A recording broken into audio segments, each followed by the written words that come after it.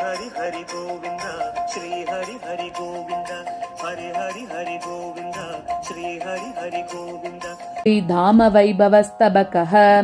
अरविन्दवनं वन्दे तदहं यदहर्निशं प्रतिपूर्वकमध्यास्ते पीताम्बरकुटुम्बिनी अरविन्दवनं वन्दे तदहं यदहर्निशं प्रतिपूर्वकमध्यास्ते पीताम्बरकुटुम्बिनी सारसात्मनि तवाम्ब मन्दिरे द्वारपालकजनायिवेन्दिरे चारुकेसर सुवर्णयश्चिका धारिणः परिवसन्ति षट्पदाः तावकं पदमभिज्ञया रमे वारिजं प्रणिगदन्ति सूरयः प्रौढशोभनकरांशु वैभव प्राप्तमञ्जिम सदालिसेवितम् बिभ्रति भवत्पद प्रणय तद्विपर्यासयोः जना विभव दुर्गति जननि तत्र चोदाहृतिः सहस्रवसुरेदते सरसिजानुकूलो रविः सभिक्षुकशिरोमणि श्रयति तत्प्रतीपक्षयम् कपटकिटिदशायां कैटभारिक्षमाभाक् प्रभुरकृतयतोऽसौ पङ्कजाते निवासम् तदिह भजसि भर्तुर्धर्ममेवानुसर्तुम् परमपुरुषकान्ते पङ्कजातस्थितिम् किम् स्थानं समस्तवसुवृद्धिपुषस्तवापि पद्मं रमे नवसुमध्वमुपैति चित्रम् अप्यन्यतद्भुतममुष्यतु योऽनुकूलः शश्वद्बिभर्ति वसुमध्वमसौ पतङ्कः सन्मानसोल्लसनदः सदसद्विवेके शक्तः सरोजनिलये सदनं त्वदीयम् शब्दैः शुभैः श्रुतिपदं सुकयन् गभीरैः संसेवते जननि हंसगणो वदातः कमले कमलेषु सन्निधत्से सकलेषु स्ववसेषु विश्चपेषु सहजं जननी जनस्य लोके जलजातेषु विशेषवत्सलत्वम् कल्घारोत्पलकैरवादिषु तथा कल्याणिमाल्यादिषु प्रायः सत्सु सुमेषु वस्तुषु परं पद्मानि सद्मानि ते भाग्यं कुत्रचिदेव नृत्यतितरां भूयस्सु तुल्येष्वपि त्वत्कान्ताय सुगन्धिवस्तुषु तुलस् एकैव सारोचते तद्गेहं कमलं यतस्त्वत विना भूतस्य विष्णोः पदम् सूर्यालोकविकासमञ्चति ततः पद्मे मधुस्वादु तत् अन्नादोगमितीव गीतिनिनदैश्रुत्यन्तसञ्चारिभिः कृष्णाकारजुषोऽत्र केचितनिशं नन्दन्ति लब्ध्वा रसम् सूर्यालोकदशासु हर्षमयते दोषाकरालोकने सङ्कोचम् भजति श्रितालिषु रमे दत्ते परं जीवनम् स्थानं पङ्कमदः करोति वहते नालीकशब्दं च ते काम्वातावकसन्निधानमहिमा कुर्यान्तचर्यां शुभाम् धत्ते सदैव शिरसा तव पादरेणून् पद्मे बिभर्ति तव नाम च पद्ममेतत् वर्वर्तिदारकतया तव हस्तमेव तद्युक्तमृच्छति तवोज्ज्वलदास्य लक्ष्मीम् प्रातः कृताप्लवविधिः पयसां निधाने ब्रध्नार्चकः शुचिकरो भृततप्तचक्रः उद्घाटयत्युदित विष्णुपदैकशक्तिः विश्वाम्ब पद्ममय सद्मदलान्तरं ते ब्रह्मा यस्मादजनिवहते चारुपीतांशुकं यत् सान्द्रामोदं सततममृतस्थानमेवाश्रितं च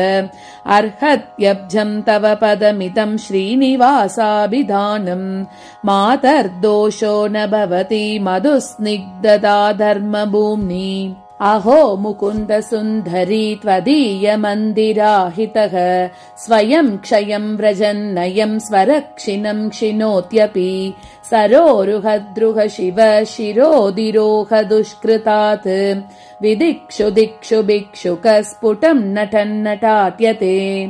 त्वद्धाम्नः सरसीरुहस्य च मितस्त्वत्कान्तदामात्मनोः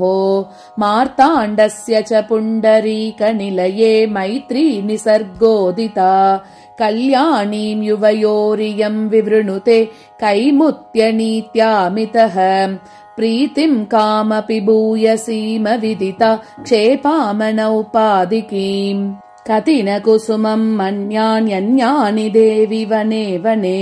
न हि समुदितेष्वप्येतेषु क्षमा कमलोपमा भगवति भवत्सान्निध्येन प्रभोः कमलानि यत् करचरणदृक्कल्पानीति स्थिरं ददते यशः हरेः करस्पर्शनतः प्रहृश्च पयस्युदिता रुचिरालिकान्ता वाराशिकन्ये वसति स्त्वदीया बिभर्ति युक्तं कमलाभिधानम् भृङ्गी सङ्गीत्युदय सुबकं मञ्जु किञ्जल्कपुञ्ज स्पारस्तम्भं किमपि विकसत् पत्रसच्चित्रबिद्धि पर्याश्लिष्टं विमलसरसा कर्णिका स्वर्णपीठम्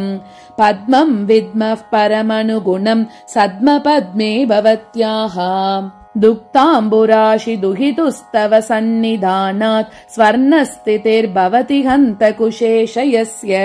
तत्सम्भवोऽप्यभवदम्ब हिरण्यगर्भः धन्या खलु त्वदनुबन्ध्यनुबन्धिनोऽपि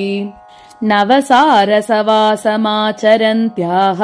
तव साधर्म्यमिवाम्बलब्धुकामः पुरुषः परमः सदा विधत्ते पुरमत्यस्थितपुण्डरीकवासम् अस्ति ते हरिपुरन्ध्रिनीरज स्थानमित्युतितमास्पदद्वयम् एकमाहुरिह तु त्रिपात्पदम् देवि षट्पदपदं परं पुनः सुरादिजीवैरमृतैकनिश्चैः चिराययैरम्ब विभाव्यसेन्तः आलोकमग्र्यं हरिरेषु तन्वन् आमोदमन्यादृशमाददाति अदो ददानं कमलाभिधानम् अम्बश्च तज्जं च समं तवास्ताम् आद्यस्य पुंसः पदमाहुराद्यम् त्वदीयवासं जननि द्वितीयम् क्षमा स्वर्णस्फूर्तिं सततमधिगम्यापि कमले गुणादाढ्याच्छब्दं कमपि भजते नालमिति यत् तदेवालङ्कारं नयति नलिनं स्पर्शनवशात् तनोतिह्यौदार्यं तव जननि सान्निध्यमहिमा भगवति परब्रह्माद्वैत प्रसङ्गजुषस्तव प्रतयति लसद्धर्मालिकत्वमत्र हि दर्शनम् त्वमुचितमधिष्ठानं नालीकमाश्रयसे ततः तव किल सदा लोक सर्वोऽपि कल्पनघोरमे यत्रोत्तमस्फुरणयन्त्रितचित्तवृत्तौ नित्योल्लसत् रजसि राजति सारसत्वम् स्थानं प्रदानमिदमब्धिसुते यतस्ते स्थाने तदत्र रमते महदादितत्वम् सिंहासनस्थितिजुषस्तव वासयोग्यम् नित्यम् भवेयमिति निश्चयमेत्यनूनम् केसर्यभूत्सरसिजम् नरसिंहकान्ते तद्वेषमेष तनुते तत एव पद्मे अब्जम् विदौ द्विषति देव्यमृतैकवृत्ति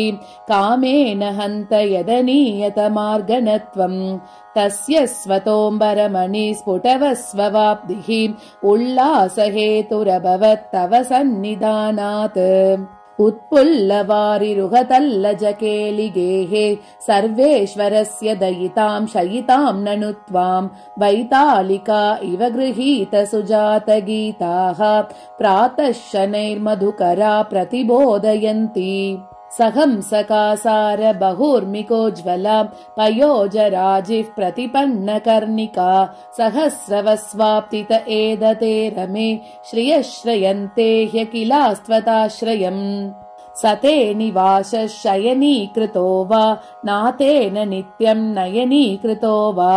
पनैः सहस्रेण वृतो दलैर्वा शेते बिले वा कमले कुशे वा श्रीसूक्तम् ते जननि नलिनम् स्थानमाख्यातिमुख्यम् दृष्टान्तम् त्वत्प्रियतमदृशोरन्तरादित्यविद्या जन्मस्थानम् तव तनुभुवो धातुरातर्वनादि तत्त्वत्सान्निध्यात् क्वचन भवति श्रीरनिम्नामहिम्नाम् शैवालकान्तरगतम् तव सद्मविद्मः सारङ्गलाञ्छितवपुर्मिलितामृतौगम् पूषाप्ति दत्तरुचि पुंसि नपुंसके च ख्यातस्य मादरितमब्जपदस्य वाच्यम् कान्तः पदत्रयमितस्तलयाचकस्ते त्वम् षट्पदमिते निलये निविश्च स्थानान्यथापि विपुलानि समाश्रितानाम् चित्रम् युवाम् कलयतश्चिरमुच्छ्रितानि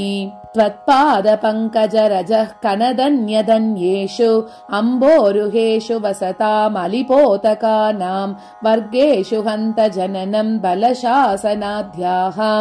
वाञ्छन्ति किम् पुनरमि वयमब्धिकन्ये सरोगमुपसेवितेऽप्यहह पूर्णचन्द्रोदये ज्वरोपहतमम्बुजम् तव परिग्रहादिन्दिरे विकासयति विज्वरम् विरचयन्नसौ भास्करः रवेररुजमाप्नुयात् इति न पूर्वभाषामृषा कल्याणधर्मा कमलासनाय मूर्तिम् हि यस्ते मतिमानुपास्ते कन्ये सुधाब्दे कमलासनत्वम् तस्योचितम् तत्क्रतुनीति भूम्ना विच्छिन्नमब्दशतकव्यवधानतो यत् सन्दर्शनम् सह भुवः शशिनः कदाचित् तत्पद्मवासिनी तदीक्षणवर्जनाय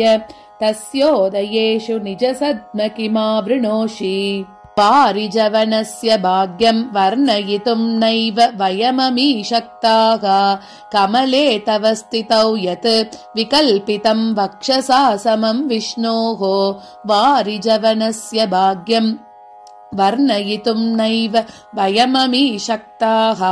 कमले तव स्थितौ यत् विकल्पितम् वक्षसा समम् विष्णोः। श्रीमद्वेङ्कटाध्वरि विरचिते श्रीलक्ष्मीसहस्रे दामवैभवस्तबकः। हरि हरि गोविन्द श्री हरि हरि गोविन्द हरि हरि हरि गोविन्द श्री हरि हरि गोविन्द।